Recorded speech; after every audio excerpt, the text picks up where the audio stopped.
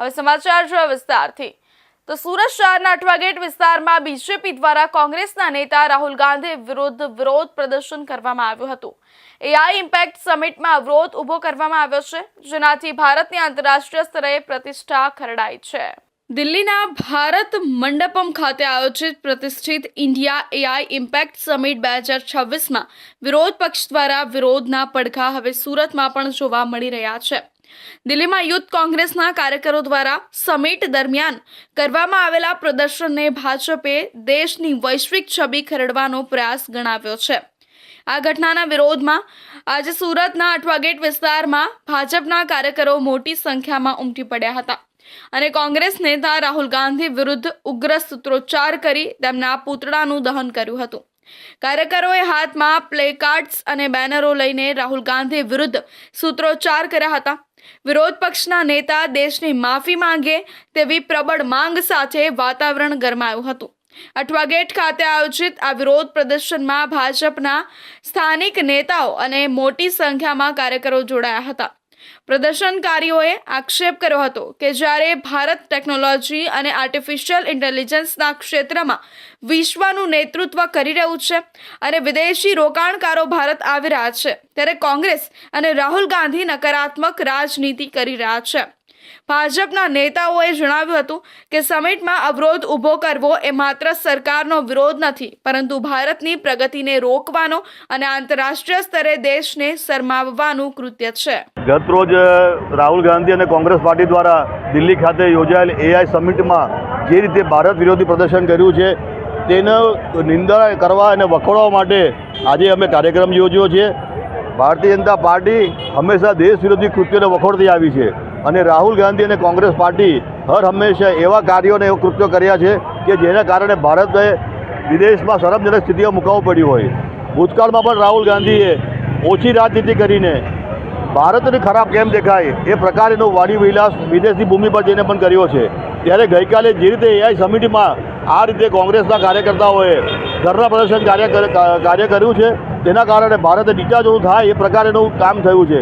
એટલે તેના વિરોધમાં જે ભારતીય જનતા પાર્ટી સુરત મહાનગરના તમામ કાર્યકર્તાઓએ તેની સામે વિરોધ પ્રદર્શન યોજ્યું છે। ભાજપના આ વિરોધ પ્રદર્શનને જોતા અઠવાગેટ અને તેની આસપાસના વિસ્તારોમાં સુરત પોલીસ દ્વારા ચુસ્ત બંદોબસ્ત ગોઠવી દેવામાં આવ્યો હતો।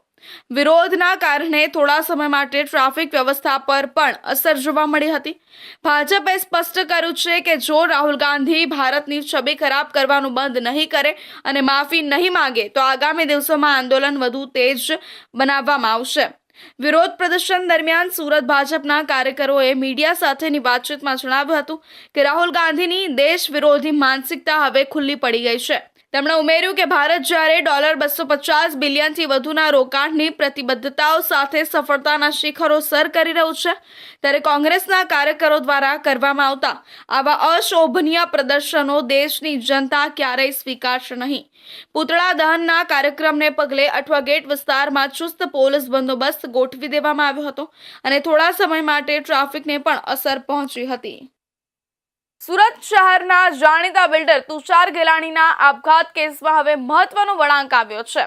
ઉમરા પોલીસ સ્ટેશન દ્વારા મૃતકની મહિલા મિત્ર પૂનમ ભાદોરિયા સામે આત્મહત્યાની દુષ્પ્રેરણા હેઠળ ગુનો નોંધી તેની અટકાયત કરવામાં આવી છે।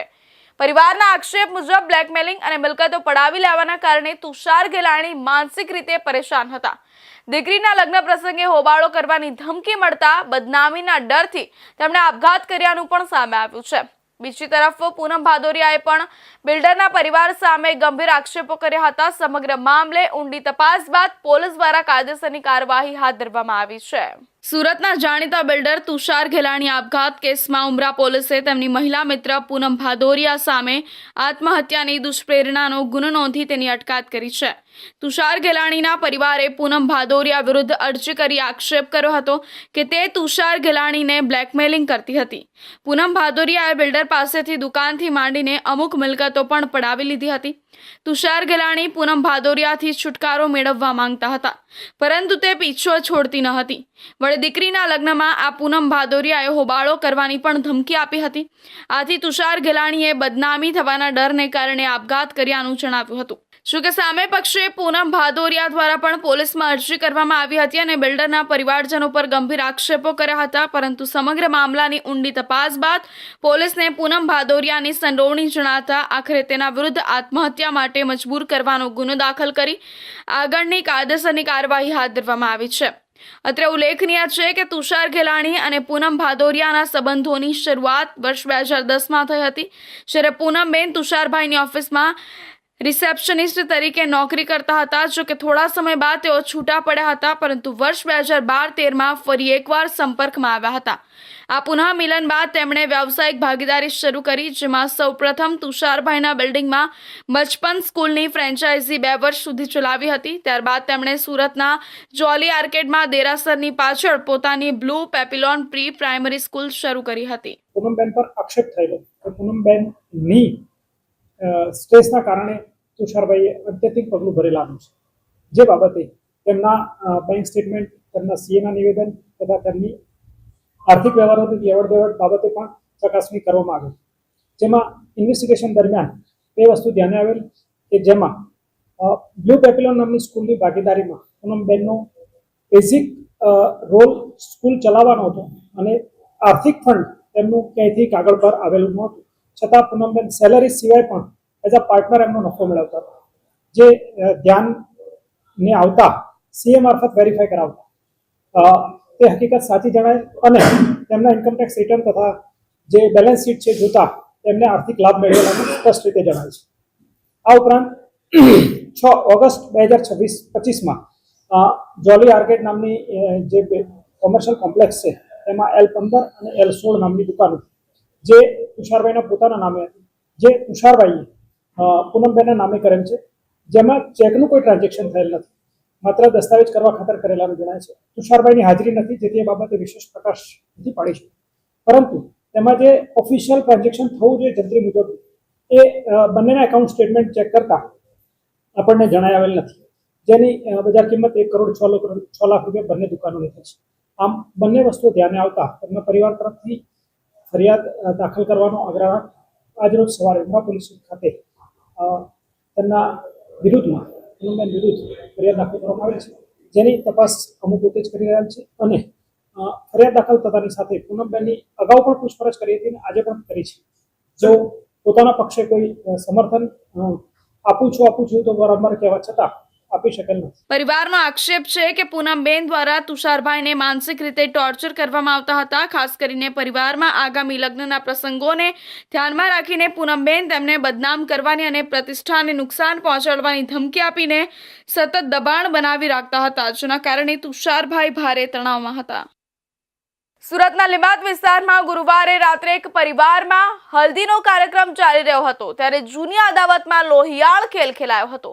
યોગેશ મારવાડીના દીકરાના લગ્ન પ્રસંગમાં આવેલા અજય ઉર્ફે પિન્ટુ ગિરાસે પર હુમલાખોર જશ પાટીલ અને સૂરજ ભવાનીએ જાહેરમાં ફાયરિંગ કર્યું હતું. આ હુમલા પાછળનું મુખ્ય કારણ જશ પાટીલના ભાઈની થયેલી હત્યાની અદાવત હોવાની પ્રાથમિક માહિતી છે.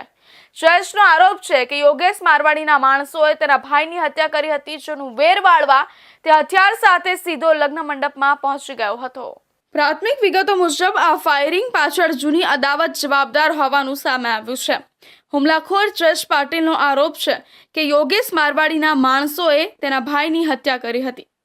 આ જ હત્યાની અદાવત રાખી જયેશ ઉર્ફે બારકુ પાટીલ તેના મિત્ર સૂરજ ભવાની સાથે બંદૂક લઈને લગ્ન મંડપ પર પહોંચ્યો હતો.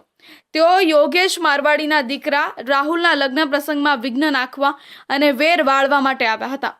ભોગ બનનાર અજય ઉર્ફે પિન્ટુ ગિરાસે જ્યારે તેના મિત્ર કલ્પેશ સાથે મોપેડ પર સવાર થઈને યોગેશ મારવાડીને મળવા મંડપના ગેટ પાસે પહોંચ્યો, ત્યારે ત્યાં પહેલેથી જ હાજર જયેશ પાટીલ અને સૂરજ ઉર્ફે ભવંડર તેની પાસે આવ્યા હતા. જયેશે તુમ ઇધર ક્યુ આયે કહીને પિન્ટુને લાફો માર્યો હતો અને ગાળાગાળી કરી હતી. ઉશ્કેરાયેલા જયેશે કમરમાંથી બંદૂક કાઢી લોડ કરીને પિન્ટુ પર સીધું ફાયરિંગ કર્યું હતું. આ હુમલામાં પિન્ટુને જમણા પગના ભાગે ગોળી વાગતા તે લોહીલુહાણ હાલતમાં ત્યાં જ ઢળી પડ્યો હતો. ગોળી વાગતા તેને ચક્કર આવ્યા હતા અને તે બાજુમાં પડેલી ખુરશી પર બેસી ગયો હતો. હાલમાં ઇજાગ્રસ્ત પિન્ટુને તાત્કાલિક હોસ્પિટલ ખસેડવામાં આવ્યો છે, જ્યાં ડોક્ટરોએ તેના પગનું ઓપરેશન કરીને ગોળી બહાર કાઢવાની તજવીજ હાથ ધરી છે.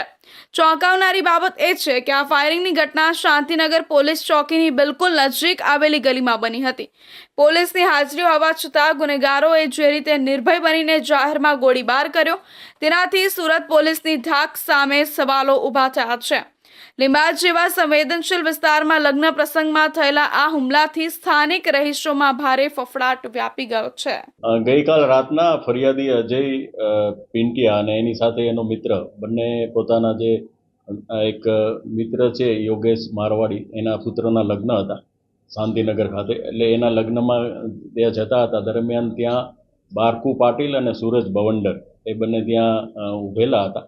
અને આને જોતા જ જે બાવરકુ પાટીલ છે એને આ જે ફરિયાદી છે એને એક ઝાપટ મારેલ કે ઇધર તું ક્યું આયા, એ રીતની એની સાથે ઝઘડો કરેલ અને પોતાની સાથે રાખેલો એક દેશી કટ્ટાથી એના ઉપર પગ ઉપર એક ફાયરિંગ કરેલ, જેથી એને ઈજા થતાં એ ત્યાં બેસી ગયેલ ને પછી સારવાર અર્થે એને હોસ્પિટલમાં લઈ ગયેલા. જે તે ત્યાં એને ઈજા થતાં પોલીસે 307 મુજબનો ગુનો દાખલ કરી અને ધરપકડની કાર્યવાહી હાથ ધરેલ, જેમાં સૂરજ ઉર્ફે બવંડર જે છે એને પોલીસે ધરપકડ કરેલ છે, પકડી પાડેલ છે. અને આ જે બારકુ પાટીલ છે એને શોધવાની કાર્યવાહી હાલ ચાલુ છે. પોલીસે અલગ અલગ ટીમો બનાવી અને જુદા જુદા વિસ્તારમાં રવાના કરેલ છે. ફાયરિંગ કર્યા બાદ જ્યારે પિન્ટુનો મિત્ર કલ્પેશ તેને બચાવવા નજીક આવ્યો, ત્યારે હુમલાખોર જશ પાટીલે તેની સામે પણ બંદૂક તાકી હતી અને તેને પણ લાફો મારી જાનથી મારી નાખવાની ધમકી આપી હતી. લોકોની બૂમાબૂમ અને ભીડ ભેગી થતાં જોઈ બંને હુમલાખોરો મોટરસાયકલ પર સવાર થઈને અંધારાનો લાભ લઈ ઘટના સ્થળેથી નાસી છૂટ્યા હતા. હોળી અને ધૂળેટીના રંગોત્સવને ધ્યાનમાં રાખીને રાજ્ય સરકારના માર્ગદર્શન અને રાહબરી હેઠળ ગુજરાત રાજ્ય માર્ગ પરિવહન નિગમ દ્વારા વિશેષ પરિવહન આયોજન કરવામાં આવ્યું છે, જેમાં 27 ફેબ્રુઆરીથી 5 માર્ચ સુધી 1300 બસો વધારાની દોડશે અને 7500 ટ્રીપ્સનું આયોજન કરવામાં આવ્યું છે. એસટીના પીઆરઓ શ્રદ્ધાબેન દ્વારા આપવામાં આવેલી માહિતી મુજબ તહેવારો દરમિયાન વતન પરત ફરતા મુસાફરોની વધતી માંગને પહોંચી વળવા માટે રાજ્યભરમાં મોટી સંખ્યામાં વધારાની બસો અને ટ્રીપ્સનું સંચાલન કરવામાં આવશે. આ વર્ષે અમદાવાદ, રાજકોટ, અમરેલી, જૂનાગઢ, ભાવનગર અને ભુજ જેવા મુખ્ય શહેરોમાંથી ગોધરા, દાહોદ, જાલોદ અને છોટાઉદેપુર તરફ જવા માટે અંદાજે 1300 જેટલી વધારાની બસો દોડાવવામાં આવશે. આ સાથે કુલ 7500 જેટલી વધારાની ટ્રીપ્સનું આયોજન કરવામાં આવ્યું છે. નિગમના અધિકારીઓ મુજબ મુસાફરોની માંગ અને બુકિંગની સ્થિતિને આધારે જરૂર પડે ત્યાં વધારાની ટ્રીપ્સ પણ ઉમેરવામાં આવશે. ધાર્મિક સ્થળોની વાત કરીએ તો હોળી ધૂળેટીના અવસરે મોટી સંખ્યામાં શ્રદ્ધાળુઓ ડાકોર અને દ્વારકા જેવા પવિત્ર ધામોની મુલાકાત લેતા હોય છે અને ધ્યાનમાં રાખીને નિગમ દ્વારા 450 જેટલી બસો મારફતે આશરે 3500 ટ્રીપ્સનું વિશેષ સંચાલન કરવામાં આવશે. આ સેવાઓ દ્વારા શ્રદ્ધાળુઓને સરળતાથી દર્શન માટે પહોંચવાની સુવિધા મળશે અને તહેવારો દરમિયાન ટ્રાફિકનો ભાર પણ ઘટાડવામાં મદદ મળશે. નિગમ દ્વારા જણાવવામાં આવ્યું છે કે આ વિશેષ પરિવહન વ્યવસ્થા 27 ફેબ્રુઆરીથી 5 માર્ચ 2026 સુધી અમલમાં રહેશે. આ સમગ્ર સમયગાળા દરમિયાન રાજ્યના વિવિધ ડેપો અને નિયંત્રણ કક્ષાઓ દ્વારા સતત મોનિટરિંગ કરવામાં આવશે, જેથી કોઈપણ અનિચ્છનીય પરિસ્થિતિમાં તાત્કાલિક પગલાં લઈ શકાય. તહેવારોના દિવસોમાં ખાસ કરીને દાહોદ, ગોધરા, જાલોદ, પંચમહાલ, સંતરામપુર અને છોટાઉદેપુર જેવા વિસ્તારોમાં પોતાના વતન પરત ફરવા માટે મોટી સંખ્યામાં નાગરિકો મુસાફરી કરે છે. રાજ્યના અન્ય જિલ્લાઓમાં નોકરી કે વ્યવસાય કરતા લોકો હોળી ધૂળેટી ઉજવવા પોતાના ગામડા તરફ વળતા હોવાથી પરિવહન પર ભારે દબાણ સર્જાય છે. આ પરિસ્થિતિને ધ્યાનમાં રાખીને નિગમ દ્વારા ખાસ આયોજન હાથ ધરાયું છે, જેથી મુસાફરોને સરળ, સુરક્ષિત અને સમયસર સેવા મળી રહે. મુસાફરોની સુવિધા માટે ઓનલાઈન બુકિંગ વ્યવસ્થા પણ ઉપલબ્ધ રાખવામાં આવે છે. મુસાફરો નિગમની સત્તાવાર વેબસાઇટ www.gsrtc.in અથવા GSRTC મોબાઈલ એપ્લિકેશન દ્વારા એડવાન્સ તેમજ કરંટ બુકિંગ કરી શકશે. આ સાથે સ્થાનિક ડેપો પરથી પણ ટિકિટ બુકિંગની વ્યવસ્થા સુવિધા ઉપલબ્ધ રહેશે. નિગમ દ્વારા મુસાફરોને આગોતરા બુકિંગ કરવાની અપીલ કરવામાં આવી છે, જેથી છેલ્લી ઘડીએ ભીડ અને અવ્યવસ્થા ટાળી શકાય. હવે સમય છે એક વિરામનો.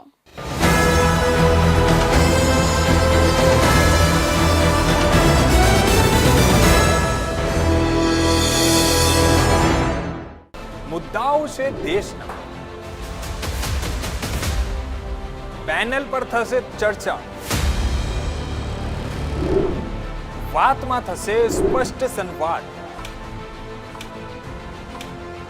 અમે લાવીએ છીએ તમારા પ્રશ્નોને મંચ પર.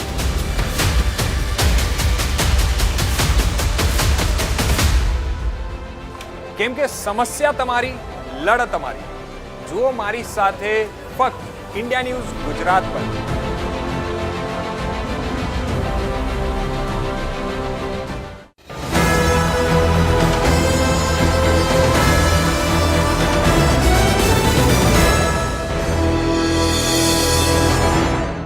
વિરામ બાદ ફરી આપ સૌનું સ્વાગત છે. સુરતમાં 18 ફેબ્રુઆરીએ ઉધના બીઆરસી નજીક 2 લૂંટારુઓએ એક વ્યક્તિને નિશાન બનાવી તેની પાસે રહેલા રોકડા રૂપિયાની લૂંટ કરી હતી. ભોગ બનનાર યુવક કડોદરાથી પોતાની નોકરી પૂર્ણ કરી ઘરે પરત ફરી રહ્યો હતો. ત્યારે જ રસ્તામાં આકસ્મિક હુમલો થયો હતો. થોડા દિવસે જાહેર રોડ પર બનેલી આ ઘટનાએ સમગ્ર વિસ્તારમાં ચકચાર મચાવી દીધી હતી. આ લૂંટની ઘટનાની સૌથી ચોંકાવનારી બાબત એ છે કે જ્યારે લૂંટારુઓ યુવકને લૂંટી રહ્યા હતા ત્યારે ત્યાં હાજર એક નાગરિકે આ સમગ્ર ઘટનાનો લૂંટનો લાઈવ વિડીયો પોતાના મોબાઈલમાં કેદ કરી લીધો હતો. આ વિડીયોમાં સ્પષ્ટપણે જોઈ શકાય છે કે 2 લૂંટારુઓ કેવી રીતે નિર્દોષ યુવકને ચપ્પુ બતાવી ડરાવી રહ્યા છે અને તેની પાસેથી જબરદસ્તી નાણાં પડાવી રહ્યા છે. આ લાઈવ વિડીયો સોશિયલ મીડિયા પર વાયરલ થતા પોલીસ એક્શનમાં આવી હતી. ઘટનાની વિગતો મુજબ યુવક જ્યારે મરાઠી સ્કૂલ પાછળથી પસાર થઈ રહ્યો હતો ત્યારે બાઇક સવાર 2 શખ્સોએ તેને રોક્યો હતો. લૂંટારુઓએ ઝઘડો કરવાના બહાને ક્યું મુझको ગાલી દે રહા હૈ કહી યુવક સાથે મારામારી શરૂ કરી હતી. એક શખ્સે યુવકના બંને હાથ પકડી રાખ્યા હતા જ્યારે બીજા શખ્સે તેના પેન્ટના ખિસ્સામાંથી કારીગરોના પગાર માટે રાખેલા 23,000 રોકડા કાઢી લીધા હતા અને લૂંટ ચલાવી ફરાર થઈ ગયા હતા. લૂંટની જાણ થતાં જ ભોગ બનનારે તુરંત પોતાના પુત્ર અને પોલીસને જાણ કરી હતી. ઉધના પોલીસ સ્ટેશનની સર્વેલન્સ ટીમે ઘટનાની ગંભીરતા સમજી તપાસના ચક્રો ગતિમાન કર્યા હતા. સીસીટીવી ફૂટેજ અને વાયરલ થયેલા લાઈવ વિડીયોના આધારે પોલીસે ગણતરીના કલાકોમાં જ આ ગુનાનો ભેદ ઉકેલી નાખ્યો હતો. પોલીસે ટેકનિકલ સર્વેલન્સની મદદથી લૂંટારુઓનું લોકેશન ટ્રેસ કર્યું હતું. ઉધના પોલીસ સ્ટેશન વિસ્તારમાં પ્રભુનગર એરિયામાં એક જે ફરિયાદી છે ઉદય પ્રધાન એ પોતે ચાલતા જતા હતા ત્યારે તેના ખિસ્સામાં 23,000 રૂપિયા જેટલી રકમ હતી. ત્યારે એક 2 સરદારજી જેવા ઈસમો એની સાથે ઝઘડો કરીને ક્યું ગાલી દેતા હે એ રીતનું બહાનું બનાવીને ઝઘડો કરીને એના ખિસ્સામાંથી 23,000 રૂપિયાની રકમ કાઢી લીધેલી. જેનું એક અવતારસિંહ કરીને બેના બોલચાલમાં નામ ખુલવા પામેલું. પોલીસે આ સંબંધે ટેકનિકલ સર્વેલન્સ અને જુદા જુદી ટીમો બનાવી અને શોધખોળ કરતા અવતારસિંહની છે ધરપકડ કરેલી છે અને એની પાસેથી અત્યારે 20,000 રૂપિયા જેટલી રકમ છે એ રિકવર કરેલી છે. અવતારસિંહના કોઈ ખાસ ગુનાહિત ઇતિહાસ છે નહીં અને બેકાર માણસ હોય એ રીતનું હાલ જણાઈ રહ્યું છે. પોલીસે આ મામલે સઘન તપાસ કરીને 2 પૈકીના એક મુખ્ય આરોપી અવતારસિંહ ત્રિલોકસિંહ ભાદાને ઝડપી પાડ્યો છે. પોલીસ પૂછપરછમાં તેણે ગુનાની કબૂલાત કરી છે. પોલીસે પકડાયેલા આરોપી પાસેથી લૂંટાયેલી રકમમાંથી 20,000 જેટલી રોકડ રકમ રિકવર કરવામાં સફળતા મેળવી છે. જોકે આ કેસમાં અન્ય એક આરોપી હજુ પણ ફરાર છે જેને પોલીસે વોન્ટેડ જાહેર કર્યો છે. સુરત શહેરમાં મચ્છરજન્ય રોગોને કાબૂમાં લેવા માટે સુરત મહાનગરપાલિકા સક્રિય બની છે. ઉધના ઝોન વિસ્તારમાં વિશેષ સફાઈ અભિયાન હાથ ધરવામાં આવ્યું જ્યાં આરોગ્ય અને સફાઈ વિભાગની ટીમોએ સંયુક્ત કામગીરી કરી હતી. સુરતના ઉધના ઝોન વિસ્તારમાં સુરત મહાનગરપાલિકા દ્વારા વિશેષ સફાઈ અભિયાનનું આયોજન કરવામાં આવ્યું. શહેરમાં વધતા મચ્છરજન્ય રોગો જેમ કે ડેન્ગ્યુ અને મેલેરિયાને ધ્યાનમાં રાખીને આરોગ્ય વિભાગ અને સફાઈ વિભાગની ટીમોએ વિવિધ વિસ્તારોમાં સઘન કામગીરી હાથ ધરી હતી. રાયકા સર્કલ નજીક નાગરિકોને મચ્છરજન્ય રોગોથી બચવા માટે ખાસ માર્ગદર્શન આપવામાં આવ્યું હતું. અધિકારીઓએ લોકોને સમજાવ્યું કે વરસાદી માહોલમાં મચ્છરો ઝડપથી ફેલાય છે અને ખાલી પાણી ભરાયેલી ટાંકી, ડબ્બા, કુલર તેમજ અન્ય સ્થળોએ પાણી જમા થવાથી રોગચાળો ફેલાવવાનો ભય વધી જાય છે. ટીમો દ્વારા ફોગિંગ, એન્ટી લાર્વા દવા છંટકાવ તેમજ ઘર ઘર જઈ જાગૃતિ અભિયાન પણ ચલાવવામાં આવ્યું.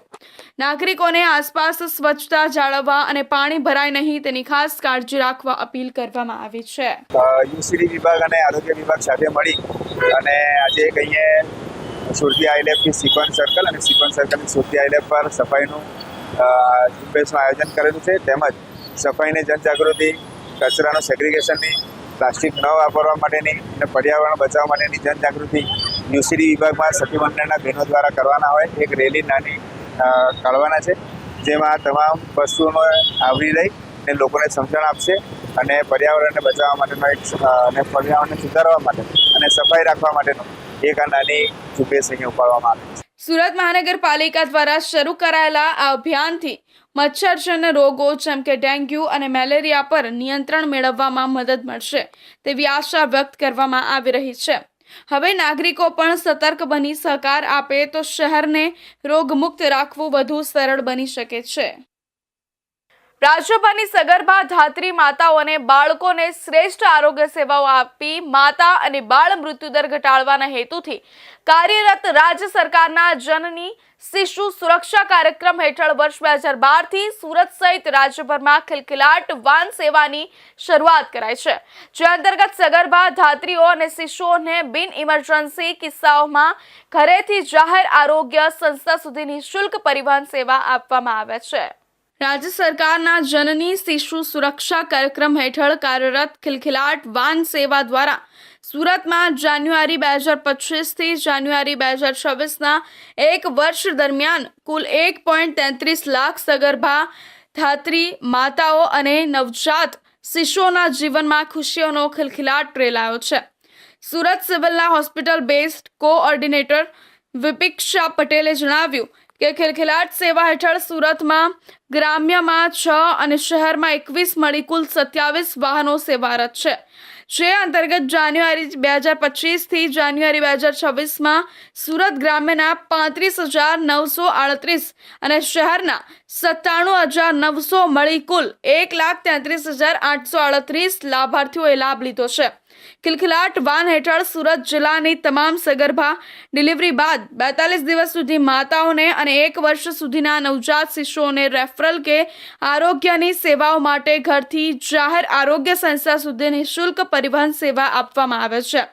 આ સેવામાં લાભાર્થી 108 દ્વારા કે તેમને અપાયેલા નંબર થકી અમને ડાયરેક્ટ સંપર્ક કરી પરિવહનની જરૂરિયાત અંગે જણાવે છે અને અમે એ પ્રમાણે અહીં વાહનની સગવડ કરીએ છીએ, જેમાં 25 કિલોમીટર સુધી પિકઅપ અને 200 કિલોમીટર સુધી ડ્રોપ-અપની સુવિધા અપાય છે, જેનાથી માતા અને શિશુ આર્થિક અને શારીરિક શ્રમ વિના સુરક્ષિત પરિવહન કરી શકે અને તેઓના સ્વાસ્થ્યની યોગ્ય સંભાળ લઈ શકે છે.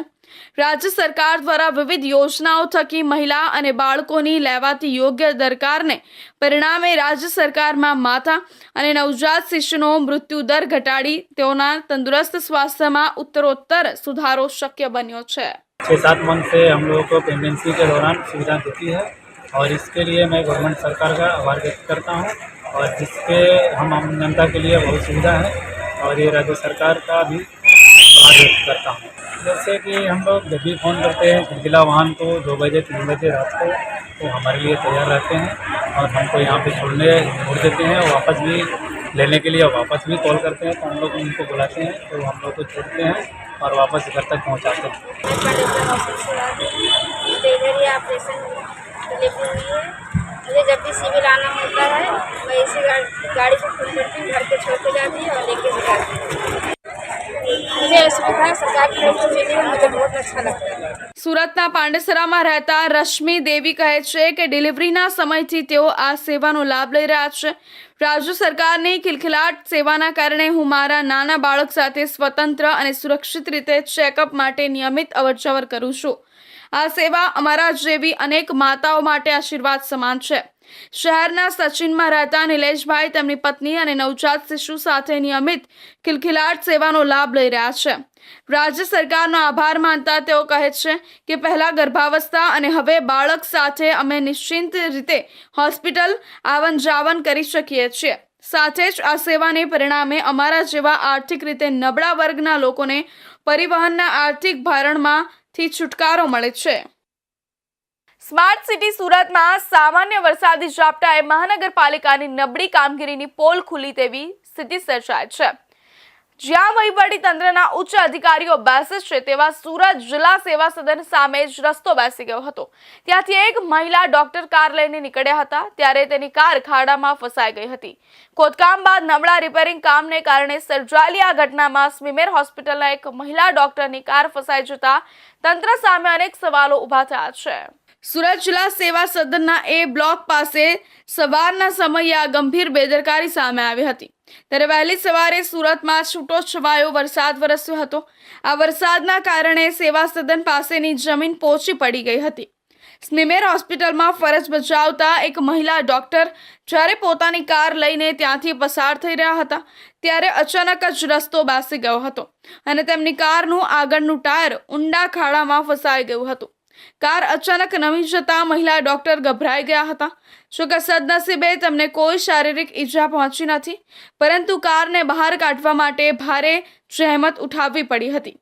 મળતી માહિતી અનુસાર થોડા દિવસો પહેલા જ સુરત મહાનગરપાલિકા દ્વારા આ સ્થળે ગટર લાઇન નાખવા માટે મોટું ખોદકામ કરવામાં આવ્યું હતું.